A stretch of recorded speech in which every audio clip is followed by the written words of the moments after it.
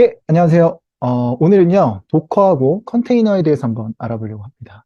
자, 여러분들이 완전히 처음 이 두 개의 단어를 들었다는 전제로 한번 설명을 해볼 거예요. 그래서, 이 짧은 영상이지만, 도커라든지 컨테이너에 대해서 아무것도 모르는 사람이 다른 사람한테도 설명할 수 있을 정도로 한번 전달을 한번 해보도록 하겠습니다. 자, 특히나 마지막에는 좀 실습을 좀 넣어볼 예정이거든요. 실습 속도는 약간 빠를 수 있겠지만, 대략적으로 제가 전달하려고 하는 실제 그 컨테이너 개념과 도커 컨테이너, 도커에 대한 그 개념을 정확하게 증명하는 게 꼭 필요하거든요. 그래서 이론적인 내용들만 듣고 마무리하기보다는 실습적인 내용들도 한번 압축적으로 한번 보고 좀 따라도 한번 해보면은 더 이해도가 높아지실 거라고 생각이 듭니다. 자, 그럼 바로 시작해 보도록 하겠습니다. 일단은 컨테이너에 대해서 한번 얘기를 해볼 건데요. 이 컨테이너는요, 일단 윈도우 컨테이너하고 또 리눅스 컨테이너도 있습니다. 이게 지금 무슨 말이냐라고 할 거예요. 근데 이 컨테이너를 이해할 때는 이 운영체제에 대한 부분에 대한 이해도가 반드시 필요한데요. 우리에게 가장 가깝게 이해할 수 있는 게 뭡니까? 윈도우죠. 그래서 윈도우를 기준으로 한번 먼저 말씀을 드려볼 거예요. 자, 우리 윈도우 OS는요, 다른 리눅스 OS, 맥 OS하고 마찬가지로 결국에는 이 컴퓨터, CPU, 메모리, 디스크, 네트워크가 있는 그런 하드웨어, 노트북이나 서버 컴퓨터, 일반 컴퓨터들, PC 컴퓨터, 뭐 이런 컴퓨터들의 하드웨어 자원들을 제어하고 또 어플리케이션들을 관리하는 이 두 가지 역할을 하는 게 운영체제입니다. 윈도우도 마찬가지로 그렇게 할 수 있겠고요. 우리가 뭐 카카오톡, 크롬 브라우저, 여러 가지 프로그램들을 사용할 수가 있는데 그런 어플리케이션들도 관리할 수 있겠고요. 그리고 하드웨어 지원도 관리하게 되죠. 그래서 결론적으로는 카카오톡에게 혹은 크롬 브라우저에게 다양한 시스템 자원들을 제공하게 됩니다. 근데 그 시스템 자원이라는 게 뭡니까? 가장 첫 번째로 예시를 들 수 있는 건 C 드라이브예요. 그러니까 윈도우에서 제공할 수 있는 다양한 자원들이 있는데 디스크라고 하는 하드웨어 자원을 C 드라이브에 매핑을 시켜가지고요. 이 C 드라이브라는 시스템 자원을 카카오톡이나 크롬 브라우저에게 제공해주게 되죠. 근데 여기서 중요한 건 뭘까요? 모든 프로세스들이 뭐 크롬이든 카카오든 여러 프로그램들이 결국에 C 드라이브를 공유합니다. 물론 이 안에서 폴더가 바뀌어질 수는 있겠죠. 폴더 경로라든지 이런 건 바뀌어질 수 있습니다. 그런데 어쨌든 C 드라이브라는 거는 하나예요. 하나고 그거를 다 공유하게 되는 거죠. 그렇죠? 그래서 웬만해서는 꼭 C 드라이브가 아니어도 네트워크 자원 그리고 프로세스에 대한 어떤 관리하는 메커니즘 그리고 뭐 이런 C 드라이브, D 드라이브 이런 디스크를 관리하는 것들 이 모든 자원들이 사실 모든 프로세스들이 공유하게 됩니다. 하지만 충돌이 나지 않도록 운영체제가 알아서 좀 관리를 해줄 뿐이죠. 하지만 공유한다는 게 굉장히 중요한 부분이에요. 이렇게 C 드라이브를 모든 프로세스들이 사실 공유하고 있다. 이게 우리 운영체제예요. 네, 특별하게 얘기하는 게 아니라 이게 운영체제의 원래 현실입니다. 그런데 컨테이너 기술을 하게 되면 뭐가 좋은 거냐? 컨테이너는요, 이 C 드라이브를 각자만의 C 드라이브로 쓸 수 있어요. 이게 직접적인 예시로 말씀을 드린 거고요. 사실은 C 드라이브만을 뜻하는 건 아닙니다. 윈도우에서 제공하고 있는 다양한 시스템 자원들, 말씀드렸던 네트워크라든지 이런 드라이브라든지 이런 다양한 시스템 자원들을 개별적으로 쓰게 하고 결론적으로 카카오톡 입장에서는 개별 윈도우 운영체제에서 혼자 구동한다라는 전제로 실행이 될 수가 있습니다. 실제로 그렇다는 건 아니에요. 그래서 가상화 기술이라고 말씀드릴 수 있죠. 원래는 이렇게 하려면 어떻게 될까요? 원래는 그냥 컴퓨터를 새로 사거나 그래서 거기다 윈도우를 설치하고 카카오톡만 설치하는 거죠. 아니면 가상 머신을 띄워서 거기다가 카카오톡만 띄운다던가 가상 머신을 띄우고 거기에 운영체제 윈도우를 하고 그 다음에 크롬 브라우저를 떠야지 이 구조가 그림이 그려집니다. 근데 가상 머신을 사용하지도 않고 일반 물리 머신을 추가적으로 늘리지 않으면서도 실제로는 같은 머신인데 마치 다른 머신의 운영체제에서 구동하는 것처럼 자신만의 윈도우 시스템 자원을 사용할 수 있도록 가상화하는 기술, 독립화하는 기술, 이게 바로 컨테이너 기술입니다. 자, 우리가 실제로 이해하려는 건 윈도우 컨테이너는 아니었어요. 하지만 일단 윈도우가 우리 입장에서는 가장 이해하기 쉬운 거기 때문에 컨테이너 기술을 이해할 때 윈도우를 먼저 말씀드렸고요. 바로 이어서 우리가 진짜로 이해해야 되는 리눅스 컨테이너를 설명해 보도록 하겠습니다. 자, 리눅스 컨테이너. 리눅스도 마찬가지예요. 결국 리눅스가 하는 일이 뭘까요? 두 가지. 하드웨어 자원을 관리하는 게 있습니다. CPU, 메모리, 디스크, 네트워크. 이런 하드웨어 자원을 관리하는 부분과 어플리케이션 자원 관리를 같이 하게 돼요. 어플리케이션 관리를. 그래서 하드웨어 자원 관리, 어플리케이션 관리를 하게 되는데요. 여기서 이 웹서버, 뭐 엔진엑스 같은 거, 뭐 아파치 톰캣도 있을 수 있겠고요. 안 그러면은 MySQL, 뭐 포스트그레스QL, 뭐 마리아DB, 다양한 데이터베이스 프로그램들 있죠. 보통 리눅스에서는요, 일반적인 카카오톡이나 크롬 브라우저처럼 일반적인 유저 프로세스가 구동되기보다는 이런 서버 프로그램들이 인기 있게 많이 쓰이고 있고, 실제로 슈퍼컴퓨터 100% 리눅스를 사용하고 있고, 웬만한 서버들은 다 리눅스입니다. 거의 기업에 들어가서 서버의 운영체제를 본다면 대부분 리눅스라고 보시면 좋을 것 같아요. 근데 어쨌든 그런 프로그램들에게 리눅스는 시스템 자원을 제공해주게 되죠. 그것 중에서 가장 대표적인 게 루트 파일 시스템입니다. 루트 파일 시스템이 뭐예요?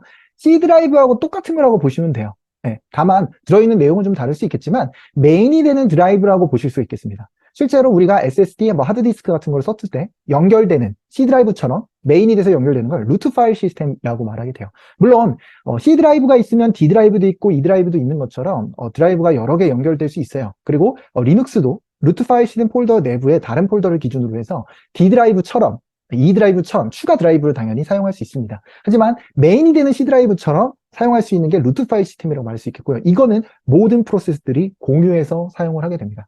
다만 폴더가 당연히 경로가 나뉘어져서 보통 관리가 되고 일반적으로 리눅스가 이 자원에 대한 충돌 부분들을 기본적인 것들은 관리를 하기 때문에 당연히 충돌이 안 나게끔 유도해서 작업을 할 수는 있겠죠.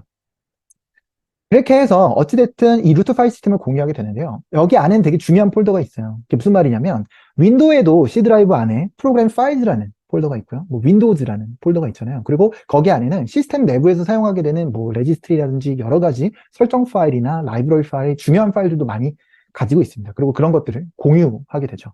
리눅스도 마찬가지예요. ETC라는 폴더도 있고요. lib라는 폴더가 있어요. 그런 것들을 공유하게 되죠. 한번 실습으로 살짝 볼까요? 우리가 지금 사용하게 되는 디스크에 대한 사이즈를 봤을 때요. 이런 식으로 보는 것처럼 96% 쓰고 있는 걸 볼 수 있습니다. 마치 C 드라이브가 몇 퍼센트 썼는지를 보는 것과 비슷해요. 그리고 이 안에 있는 폴더에 여러 가지 폴더들이 있는데요. 마치 프로그램 파일즈, 윈도우즈 폴더가 있듯이 여러 가지 폴더들이 있죠. 그 중에서 뭐 리브 폴더도 있는 거고요. 그 중에서 ETC 폴더도 있는 겁니다.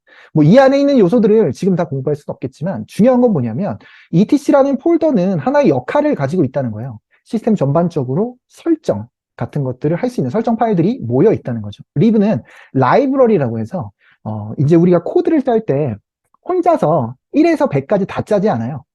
이제 선배 개발자분들이 미리 짜놓은 코드들이 있습니다. 그런 것들이 보통 오픈소스로 제공이 되고요. 다양한 라이브러리, 프레임워크 이런 것들이 결국에 미리 짜놓은 코드예요. 네, 물론 그게 컴파일돼서 바이너리 코드일 수도 있고 소스 코드일 수도 있겠지만 미리 짜놓은 코드라는 거죠. 그리고 그 미리 짜놓은 코드를 가져다 쓸 수 있고요. 가장 대표적으로 미리 짜놓은 가져다 쓰는 코드가 printf, scanf, 네, 뭐 console.log 이런 것들이겠죠. 그래서 어찌됐든 우리가 직접 짜지 않고 미리 짜여진 코드들이 라이브러리 폴더에 들어있습니다. 다 시스템 공유 폴더라고 볼 수가 있겠죠. 그래서 그런 것들을 마찬가지로 이 웹서버나 드라이버, 그 데이터베이스가 공유하게 돼요. 그 그림은 이런 식으로 표현이 됩니다.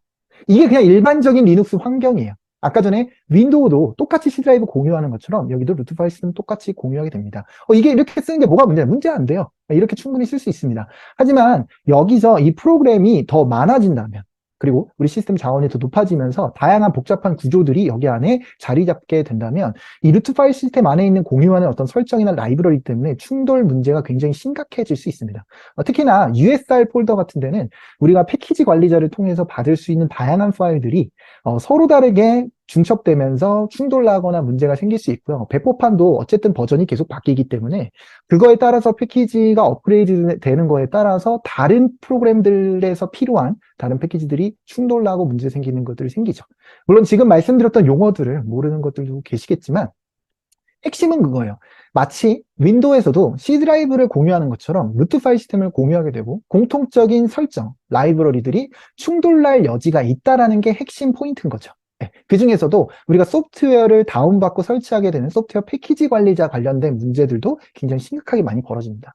예를 들면은 시스템 내부에서는 파이썬 2.7을 기본적으로 사용하고 있는데 어떤 프로그램은 시스템 기본 설정으로 2.7이 필요하고 어디는 3.이 필요하고 어디는 또 3.8이 필요하고 뭐 이런 여러 가지가 있을 수가 있어요. 근데 이런 것들을 어찌 해서 그 문제들을 피해갈 수도 있겠지만 이 시스템이 복잡해지고 그리고 또 이 서버도 물리적인 서버도 많이 늘어난다면 이걸 관리하는 게 굉장히 어려워지는 현상이 벌어지게 됩니다. 이 현장에서는 큰 문제가 돼요. 그냥 토이 프로젝트로 조그맣게 서버 구축하는 거 문제 안 생겨요. 근데 이럴 때는 굉장히 큰 문제가 생길 수가 있겠습니다. 대규모로 운영할수록 더 심각한 문제가 발생하게 되죠.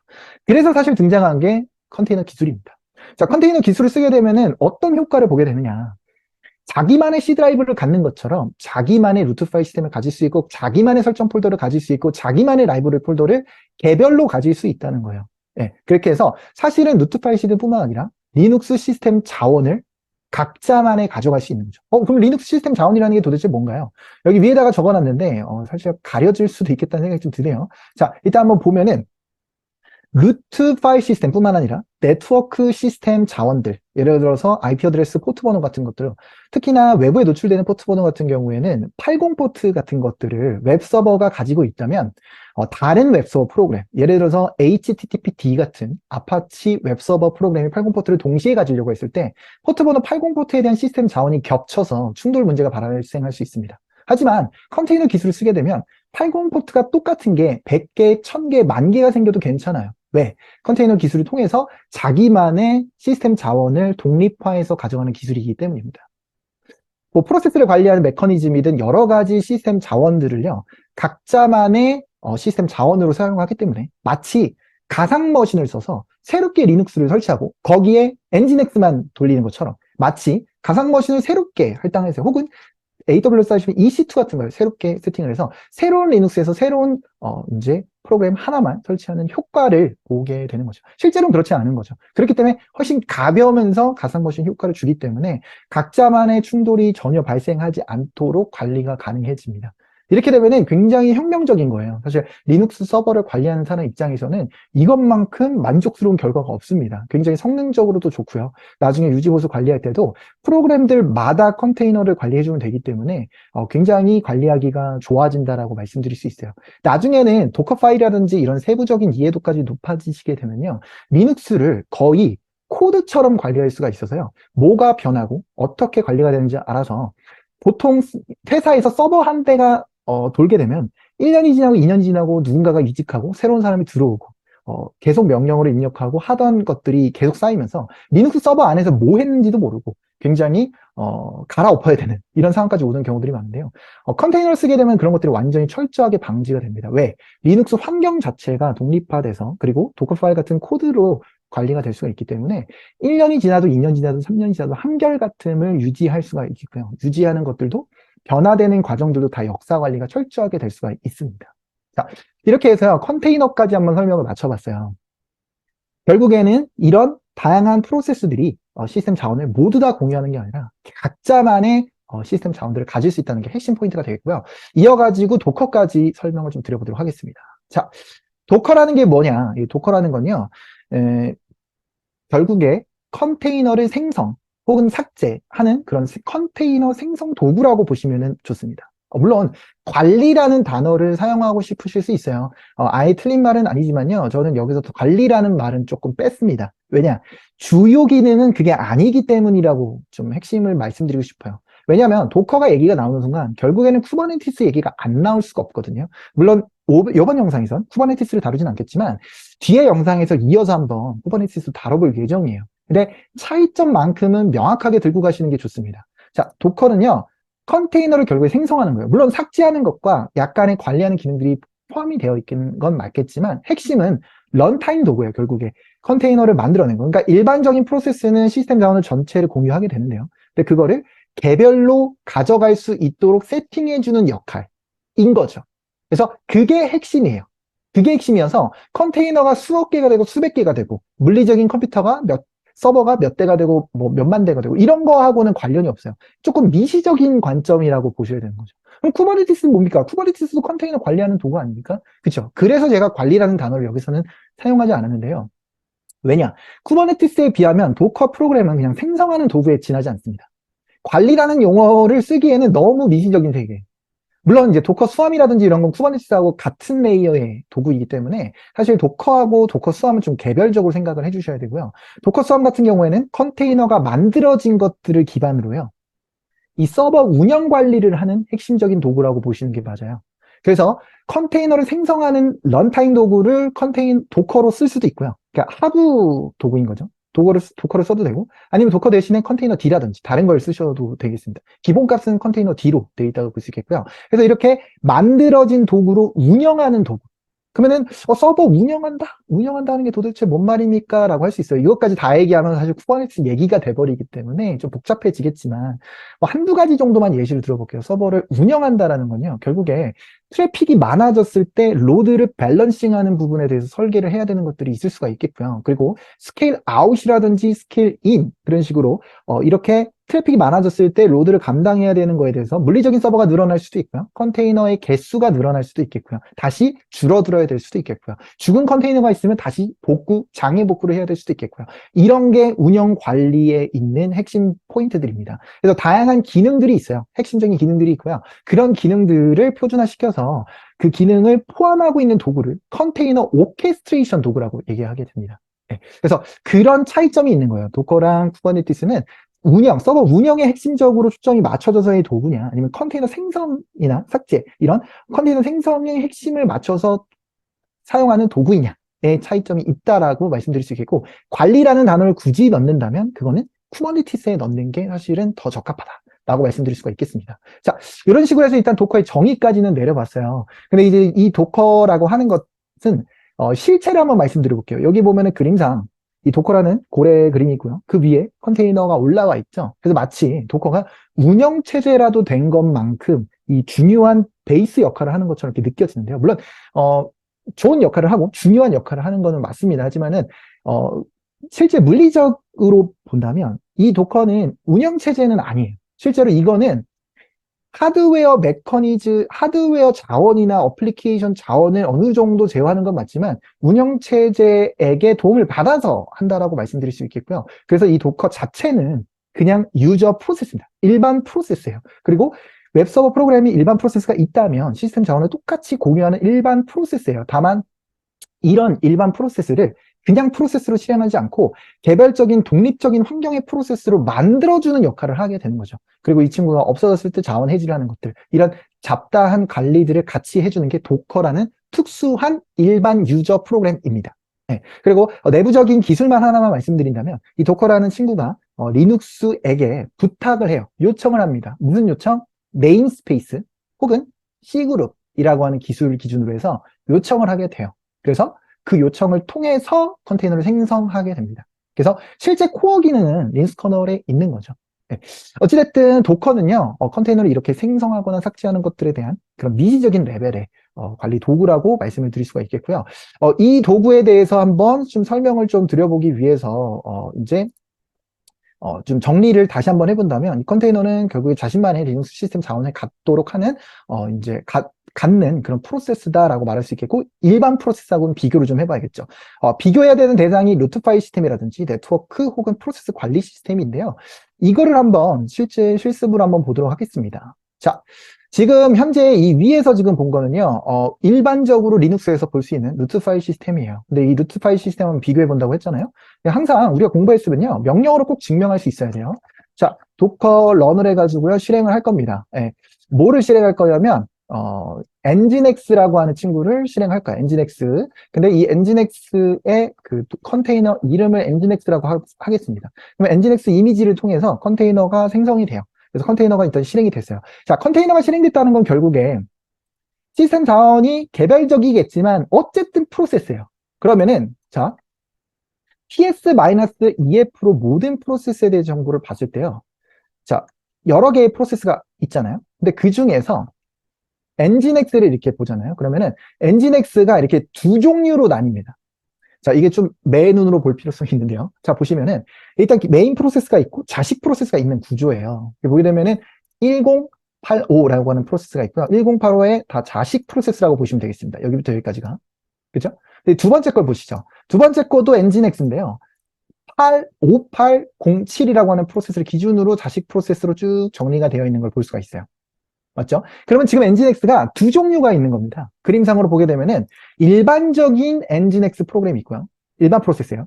이거는 컨테이너로 실행된 엔진엑스가 있는 거예요. 그러면 컨테이너로 실행되면 뭐가 다른 건데? 리눅스 시스템 자원이 개별로 있다라는 얘기예요. 그걸 한번 증명해 보도록 하겠습니다. 자, 위에 보이는 게 일반 시스템에 우리가 공유하게 되는 루트 파일 시스템 폴더, 리브 폴더, etc 폴더잖아요. 근데 여기서 내가 컨테이너 내부로 한번 들어가 보도록 하겠습니다. 엔진엑스 안으로 들어가서 ls 슬래시 했을 때 엇비슷해 보이지만 이 리브 폴더 안에 있는 거, etc 폴더 안에 있는 거 이런 것들이 사실은 지금 우리가 눈으로 보는 거하고 좀 달라요. 자, 이렇게 테스트라는 파일을 지금 생성을 했는데요. 여기 위에서 한번 살펴보도록 할게요. ls에서 live라는 폴더를 봤을 때 이 테스트라는 파일이 없는 거를 볼 수 있겠고요. 그래서 이 폴더가 폴더 경로 자체는 똑같지만 실제로 폴더 경로 자체는 똑같지만 이 폴더 안에 있는 내용들이 사실은 공유되지 않고 개별로 있다라는 사실을 알 수가 있겠습니다. 그래서 컨테이너를 가져가게 되면은 이제 루트 파일 시스템이 독립해서 가져간다는 사실을 간단하게 좀 증명을 해봤어요. 그 다음에 네트워크 시스템도 한번 보도록 하죠. 실제로 IP 어드레스를 한번 살펴본다면요. 현재 지금 우리가 IP 어드레스 가지고 있는 게 10.0.2.15예요. 지금 가상머신 안에서 지금 하고 있는 상태라고 볼 수 있겠고요. 그리고 이 IP 어드레스를 기준으로 이제 봤을 때 실제로 이 안에서의 IP 어드레스를 확인하기 위해서요. 우리가 도커 인스펙트라는 걸 통해서 방금 전에 만들었던 컨테이너 내부의 그 정보들을 한번 조사해 보도록 할게요. 그럼 여기 안에서 IP ADDS IP 어드레스 해서 한번 확인해 볼 수가 있습니다. 그러면은 IP 어드레스가 전혀 다른 대역대로 관리되고 있는 것을 볼 수가 있겠죠. 그리고 실제로 여기 안에서 내부적으로 써서 또 외부로 노출되는 포트 번호 같은 경우에도 외부로 노출돼서 연결되는 거는 사실 호스트 포트 번호이기 때문에 그건 중복돼서는 안 됩니다. 하지만 컨테이너 내부에서 갖게 되는 포트 번호는 각자 알아서 네트워크 시스템에서 관리가 된다라고 보시면 되기 때문에 포트 번호가 동일하게 80 포트인 친구들이 여러 개가 있어도 문제가 없다라는 사실도 알 수가 있어요. 자, 그 다음에 마지막으로는 프로세스 관련돼서 한번 볼 건데요. 자, PS-EF 해가지고 우리가 프로세스 정보를 이렇게 수많은 프로세스 정보들을 볼 수가 있잖아요. 그런데 이 프로세스 정보에서 실제로 우리가 그래브로 엔진엑스로 그래브를 해서 봤을 때 이렇게 두 종류의 프로세스가 있다라는 걸 봤고요. 근데 이 프로세스를 이것만 봐서 도커로 실행된 컨테이너를 사실 어떻게 알 수 있습니까? 사실 이것만으로는 알 수 없어요. 그러면 알 수 있는 방법이 좀 여러 개가 있겠지만 그 중에서 하나가 여기 인스펙터 안에서 PID를 보는 겁니다. 보게 되면은 5807이죠. 여기 5807이죠. 그래서 이 5807이라고 하는 실제 프로세스 아이디가 있지만 사실 내부 메커니즘에서 프로세스를 관리하는 시스템이 또 따로 관리가 되기 때문에 프로세스 아이디가 사실은 5807이 아니라 1번이 됩니다. 그게 무슨 말이냐고요? 실제로 컨테이너 안으로 한번 들어가 보도록 할게요. nginx 그래서 배시. 자, 여기서 ps 명령어를 하게 되면 ps 명령어가 안 먹힐 수 있어요. 그 이유는 이제 그 ps 명령어가 설치가 제대로 안 돼서고요. 그래서 proc ps 이거를 설치를 하겠습니다. 설치를 해서 ps 명령어를 통해서 살펴보게 되면요. 일반적으로 시스템 자원 전체가 하나의 프로세스 시스템 메커니즘을 통해서 관리되는 게 아니라 개별 메커니즘 안에서 관리가 된다는 사실을 이렇게 알 수가 있습니다. 보시게 되면 프로세스 아이디가 1번이죠. 사실은 이 프로세스는 진짜 프로세스 아이디가 5807이에요. 근데 여기는 1번이라고 나오게 되죠. 그 이유는 뭘까요? 그 이유는 이 프로세스 아이디가 그리고 프로세스를 관리하는 메커니즘 자체를 개별로 가져갔기 때문입니다. 자, 이런 식으로 해서 리눅스에서 제공하는 다양한 시스템 자원들이 있는데 그 시스템 자원을 어떻게 개별적으로 가져가는지에 대한 얘기를 조금 해봤어요. 그래서 그거를 컨테이너라는 걸 통해서 가져가는 기술에 대해서 얘기를 했고요. 그리고 그 컨테이너를 미지적인 관점에서 생성하거나 삭제하거나 이렇게 미지적인 관점의 관리, 그래서 컨테이너를 생성하는 도구인 런타임 도구 도커에 대해서 한번 살펴봤습니다. 좀 이해가 되셨을까요? 요거에 대해서, 만약에 실습할 수 있는 환경이 있으시면요. 꼭 실습 환경 보시면 좋을 것 같고요. 혹시라도 이제 리얼 리눅스 안에 있는 교육들이 좀 관심이 있으시면 나중에 링크를 좀 달아놓도록 하겠습니다. 그래서 도커나 쿠버네티스, 그리고 또 특히나 도커 쿠버네티스 환경의 네트워크 수업들도 많이 있거든요. 그래서 그런 것들도 좀 관심 가져주시고 많이 보시면 좋을 것 같습니다. 뒤에 영상에서는 쿠버네티스 한번 살펴보도록 하겠습니다. 예, 감사합니다.